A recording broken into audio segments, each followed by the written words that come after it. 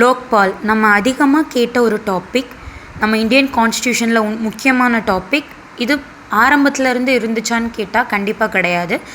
அம்பேத்கர் அரசியலமைப்பை உருவாகும் போது லோக்பால் கிடையாது. இது நடுவில் சேர்க்கப்பட்டது தான். இது எதுக்கு எதிரானது அப்படின்னு பார்த்தீங்கன்னா கரப்ஷனுக்கு எதிரானது. இது ரிலேட்டடாக நிறைய கொஷின்ஸ் டிஎன்பிஎஸ்சியில் நம்ம பார்த்துருப்போம். இதை பற்றி வித்தின் 5 மினிட்ஸ்க்குள்ளே ப்ரீஃபாக தெரிஞ்சுக்க இந்த வீடியோவை ஸ்கிப் பண்ணாமல் ஃபுல்லாக பாருங்கள். ஃபஸ்ட் லோக்பாலை பற்றி ஒரு சின்ன இன்ட்ரொடக்ஷன். லோக்பால் இது ஒரு ஸ்டாச்சுரேட்டரி பாடி. இந்த லோக்பாலுங்கிற வேர்டை யார் காயின் பண்ணியிருப்பாங்க பார்த்தீங்கன்னா டாக்டர் எல்எம் சிங்வி 1963 காயின் பண்ணியிருப்பாங்க. இவர் தான் லோக் ஆயுக்தா அப்படிங்கிற வேர்டையுமே காயின் பண்ணவர். லோக்பால் ஒரு சின்ன டெஃபினிஷன் கொடுக்கணுன்னா இது ஒரு ஆன்டி கரப்ஷன் அம்பட்ஸ்மேன். கரெக்டாக ப்ரொனவுன்ஸ் பண்ணலான்னு தெரில, பட் வாட் இட் இஸ். இது என்னென்னு சொல்லுவாங்கன்னா ஒரு பாடி, ஆன்டி கரப்ஷன் பாடின்னு வச்சுக்கோங்களேன். இதில் ஒரு ஹெட் இருப்பார், ஆஃபீஸர் இருப்பார். இது போக மெம்பர்ஸ் இருப்பாங்க. சென்ட்ரல் கவர்மெண்ட்டை எதிர்த்து வர ஆன்டி கரப்ஷன் பாடி. இது எதற்கு எதிராக கம்ப்ளைண்ட் வந்தால் டீல் பண்ணணும்னா கரப்ஷன். யாருக்கு எதிரானதுன்னு பார்த்தீங்கன்னா பப்ளிக் சர்வன்ஸில் கரப்ட் பண்ணுறவங்களுக்கு எதிராக இருக்க கம்ப்ளைண்ட்ஸை இவங்க டீல் பண்ணுவாங்க. இதோட லீகல் பேசிக்ஸ் எதுலேருந்து இது ஆரம்பிக்குது அப்படின்னா Lokpal and Lok Ayukta act 2013.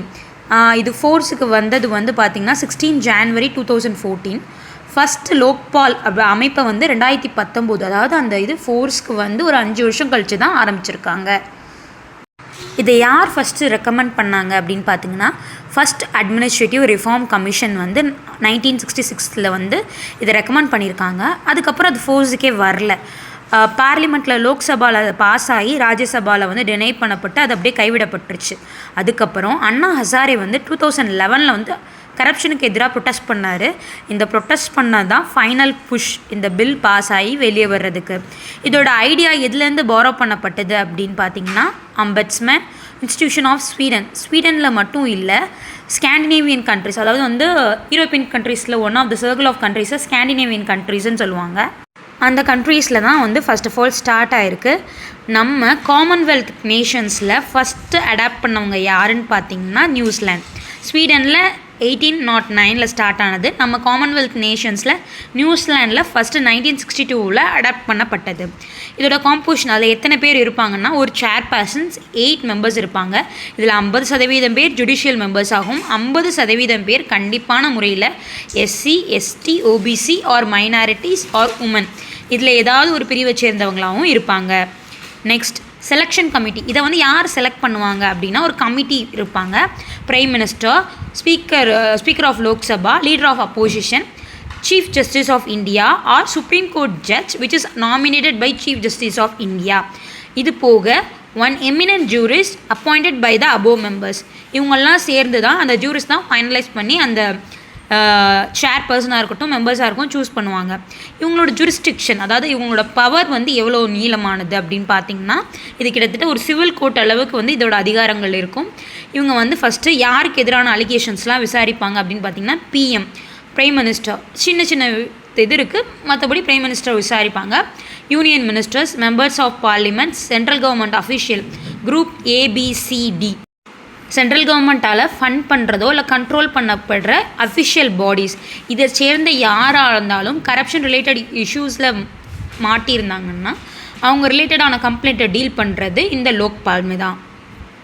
We come to last section. இவங்களோட பவர் அப்படிங்கிறது என்னென்னா ஃபஸ்ட்டு ப்ரிலிமினரியாக என்கொயரி பண்ணுவாங்க, அதுக்கப்புறம் இன்வெஸ்டிகேஷனை ப்ரொசீட் பண்ணுவாங்க. எதன் மூலியமாக இன்வெஸ்டிகேஷன் பண்ணுவாங்க அப்படின்னு பார்த்தீங்கன்னா சிபிஐ மூலியமாக. அதுக்கப்புறம் ப்ராசிக்யூஷன் தரப்புலையும் ப்ராசிக்யூஷன் தரப்பையும் கேட்பாங்க. டிசிப்ளினரி ஆக்ஷன் எடுப்பாங்க. இதில் தேவையான அதாவது அவங்கள இது பண்ணுறதுக்கு தேவையான அந்த ஆதாரங்களையும் சேகரிப்பாங்க.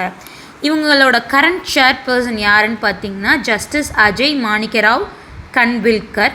இவங்க old chief justice of India.